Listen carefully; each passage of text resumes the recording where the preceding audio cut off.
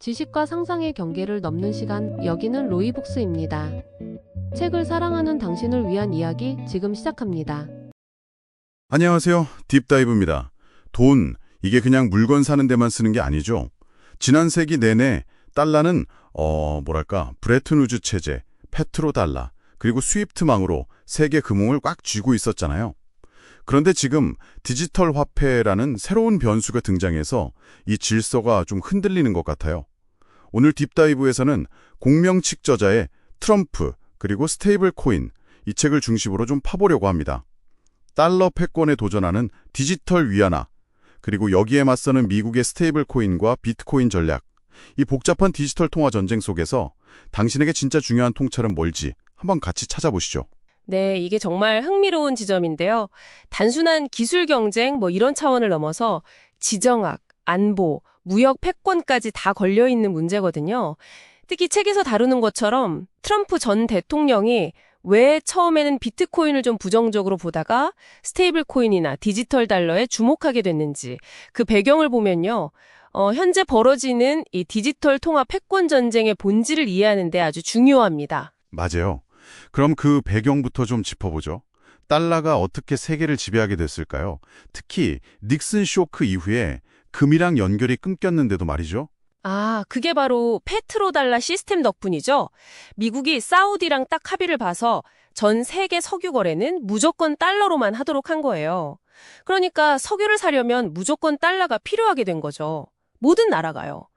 여기에다 국제은행 간 통신망인 스위프트, SWIFT, 이걸 미국이 사실상 주도하면서 달러 시스템 밖의 거래를 어렵게 만들었어요. 이게 금융 제재라는 아주 강력한 무기가 된 겁니다. 아하, 그런데 스테이블 코인이 바로 그 스위프트망을 안 거치고 그냥 P2P로 국경 없이 막 돌아다니니까 문제가 되는 거군요. 네, 정확합니다. 테더 USDP나 서클 USDC 같은 스테이블 코인들 있잖아요. 이게 달러 가치에 고정돼 있으면서도 기존 금융망을 통하지 않고 그냥 인터넷망으로 전 세계 어디든 순식간에 가버리거든요. 미국 입장에서는 이게 통제 불가능한 달러가 막 복제돼서 돌아다니는 셈이니까 달러 패권에 대한 심각한 도전으로 받아들이는 거죠. 이 책에서 진짜 재밌는 부분이 트럼프의 태도 변화인데요. 2019년만 해도 비트코인 그거 돈 아니라고 사기라고 막 그랬잖아요. 근데 왜 갑자기 스테이블 코인이나 비트코인을 좀 다르게 보기 시작했을까요? 책에서는 어떻게 설명하나요? 책에 따르면 트럼프는 특히 중국의 디지털 위안화, 이걸 굉장히 큰 위협으로 봤어요. 왜냐하면 그 CBDC, 그러니까 중앙은행 디지털 화폐는 국가가 모든 거래를 실시간으로 들여다볼 수 있잖아요. 이걸 일종의 디지털 전체주의, 금융수단으로 본 거죠. 상당히 거부감을 느꼈고요. 그래서 대안으로 민간 기업이 발행하는 스테이블 코인을 주목한 겁니다.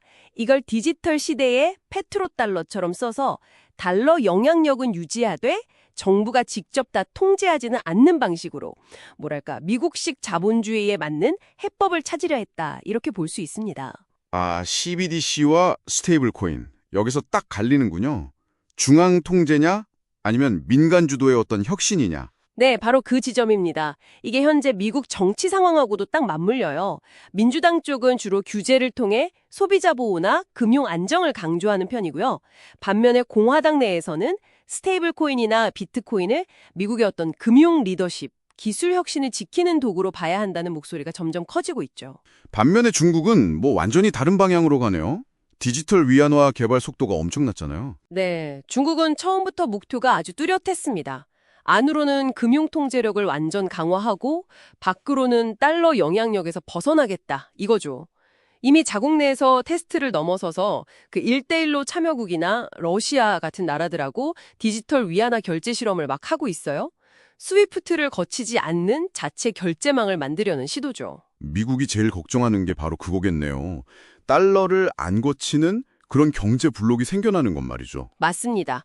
단순히 돈이 오가는 걸 넘어서 그 거래에서 나오는 엄청난 양의 금융 데이터까지 중국 손에 들어갈 수 있다는 점. 이것도 큰 걱정거리죠.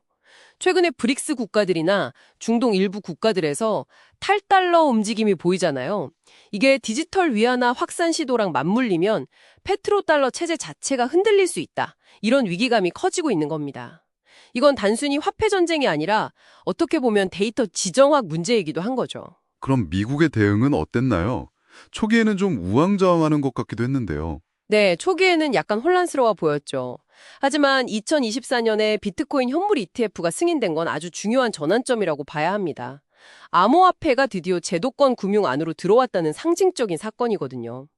이게 바로 책에서 언급된 트럼프나 공화당 일부가 얘기하는 비트코인 강대국 비전하고 연결되는 지점이에요. 그러니까 스테이블 코인을 제도화하고 비트코인 채굴 같은 산업을 키워서 디지털 금융 패권을 지키겠다, 이런 전략인 거죠. 자, 그럼 이제 슬슬 마무리할 시간인데요.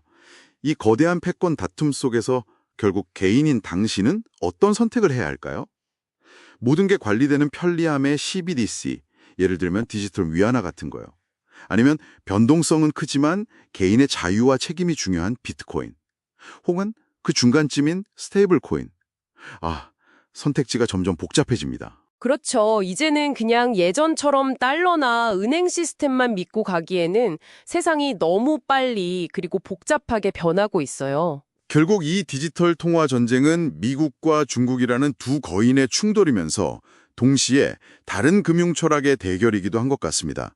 한쪽은 분산된 네트워크와 민간 혁신을 활용하려 하고 다른 한쪽은 강력한 중앙 통제를 추구하고요. 네, 그리고 이 큰 흐름 속에서 당신의 선택은 이제 단순한 자산 배분 문제를 넘어서는 것 같아요.